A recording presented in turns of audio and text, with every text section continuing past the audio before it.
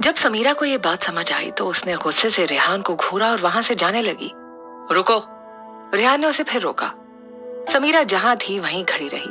अचानक उसे पीछे से रेहान ने अपनी बाहों में भर लिया। समीरा शॉक में थी। वो खुद को छुड़ाने की कोशिश करने लगी। रेहान ने उसे नहीं छोड़ा। वो धीरे से बोला, तुम इतना गुस्सा क्यों कर रही हो? क्या तुम्हें बुरा लगा? समीरा ने मुड़कर उसकी आंखों में देखा। वो बोली, तुम मुझे बेवकूफ बना रहे थे? रेहान उसे देखकर मुस्कुराया और बोला, क्या मुझे ऐसा करने की जरूरत है? समीरा बोली, तुमने जानबूझकर मुझे इतना परेशान किया। अगर ऐसा नहीं होता तो वो पहले ही बता देता कि होटल उसका है और उसे बिल के पैसों के लिए परेशान होने की जरूरत नहीं है। उसने सब कुछ हो जाने के बाद बताया। अगर पहले बोल देता तो वो इतना परेशान तो नहीं होती। वो बहुत गुस्सा थी। रेहान उसका गुस्सा देखकर दंग था। वो बोला, चलो मान लेते हैं कि मैंने जानबूझकर तुम्हें परेशान किया। अब तुम मुझे इसकी क्या सजा देना चाहती हो? तुम्हें याद है ना हम बाथरूम में क्या कर रहे थे? बिल्कुल, वो कैसे भूल सकती थी? उसे रेहान के इरादे अच्छे से समझ आ रहे थे। रेहान ने धीरे से उसके गले पर किस किया। समीरा बोली, ये क्या कर रहे हो तुम? रेहान बोला, वही जो बाथरूम में अधूरा छोड़ा था। इसके बाद रेहान ने उसे संभलने का मौका ही नहीं दिया। रेहान उसके साथ ऐसा क्यों करता है? उसकी आंखों में उसके लिए हमेशा नफरत क्यों दिखाई देती है? वो किसी और के बच्चे की मां बनने वाली थी। अगर रेहान की जगह कोई भी होता तो वो भी शायद ऐसा ही बिहेव करता। क्या उसे कभी सच्चा प्यार? प्लीज एसी चला दो। मैडम मौसम बढ़िया हो रखा है। पर नहीं मिलेगा। उसे याद आया कि ऑफिस स्टाफ उसके बारे में क्या सोचता है।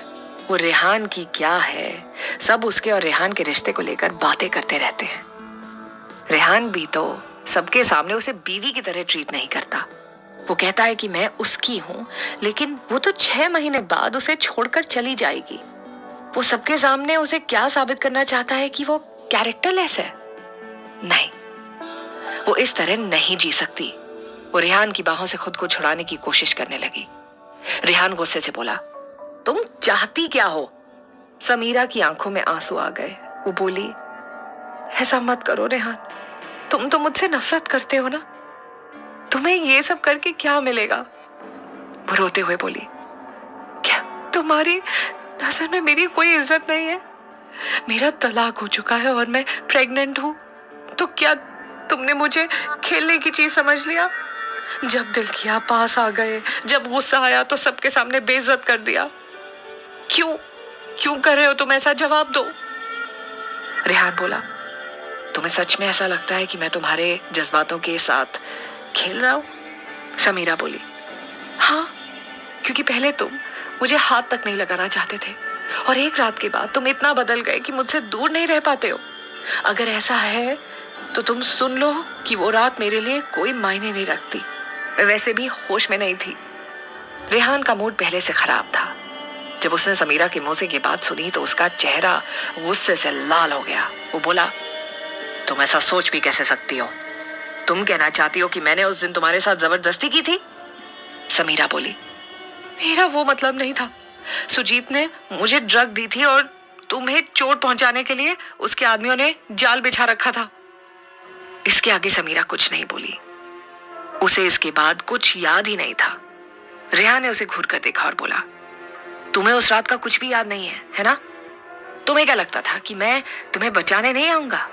या कहीं तुम ये तो नहीं सोच रही थी कि तुम उस रात किसी और के साथ थी? समीरा कुछ नहीं बोली। इसे क्या हुआ? कितना जेलस क्यों लग रहा है? लेकिन उसे जेलसी क्यों होगी? वो तो उससे नफरत करता है।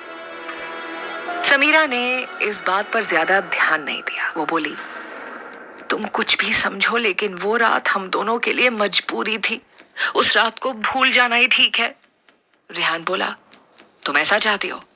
समीरा ने कोई जवाब नहीं दिया। उसे खुद समझ नहीं आ रहा था कि वो क्या चाहती थी, लेकिन उसे एक बात पता थी कि उसे रेहान का दिखावटी प्यार नहीं चाहिए था। उसे ऐसा रेहान नहीं चाहिए था जो उससे प्यार का झूठा नाटक करे। वो चाहती थी कि समीरा ने आगे ना सोचना ही बेहतर समझा। वो खुद से बोली, नहीं, तुम किसी के प्यार के लायक नहीं हो। रेहान काफी देर तक उसे देखता रहा। फिर उसे छोड़ दिया और बोला, अगर तुम यही चाहती हो तो ठीक है। समीरा ने उसे शौक से देखा। रेहान बोला, मैं तुम्हारी जैसी औरतों से बात करना भी पसंद नहीं करता, लेकिन तुम खूबसूरत हो इसलिए मैं थोड़ा बहक गया था। समीरा ने अपने कपड़े ठीक किए और बोली, क्या मैं तुम्हारा कोट पहन सकती हूँ? मेरी जिप टूटी हुई है, मैं घर जाते ही वापस कर दूंगी। रेहान बोला, इतनी जल्दी तुम्हें मेरी मदद की जरूरत पड़ गई? समीरा इसके बाद कुछ नहीं बोली और बिना कोट पहने वहां से वापस चली गई। अपने कैबिन में आने के बाद ही उसका दिल जोरों से धड़क रहा था। उसे रेहान की बात बार बार याद आ रही थी। तुम खूबसूरत हो इसलिए मैं बहक गया था। इसका मतलब उसे सिर्फ उसके शरीर में दिलचस्पी थी। उसने सोचा भी कैसे कि रेहान जैसे आदमी को उससे प्यार हो सकता है। वो सच में बहुत बड़ी बेवकूफ है। जिप टूटी होने की वजह से वो अपने कैबिन से बाहर भी नहीं जा सकती थी। रेहान भी उसे कोट देना नहीं चाहता था। अब वो घर कैसे जाएगी? थोड़ी देर में लिफ्ट का दरवाजा खुला और एक लड़की निकलकर बाहर आई। समीरा उसे देखते ही पहचान गई। ये तो वही लड़की है जो फाइनेंस डिपार्टमेंट में उससे गुस्से से बात कर रही थी। क्या नाम था उसका? हाँ, वीना। वीना उसकी तरफ ही आ रही थी। उसने उसे देखकर हाय किया। वो उसके पास आकर बोली, क्या तुमने वो पैसे इस्तेमाल कर लिए? पैसे? दोपहर की बात याद आते ही समीरा बोली, नहीं अभी नहीं किए। वीना ने उसे शक की नजरों से देखा और पूछा, क्यों नहीं किए? तुम्हें तो आज की मीटिंग के लिए पैसे चाहिए थे ना? वीना और उसके बॉस ने समीरा को ज्यादा पैसे दिए थे और उसे डर था कि कहीं रूल तोड़ने के चक्कर में रेहान उन्हें नौकरी से ना निकाल दे।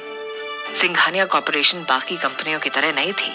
यहाँ आपको गलती करने पर सीधे नौकरी से निकाला जाता था। अपनी गलती सुधारने का दूसरा चांस नहीं मिलता था।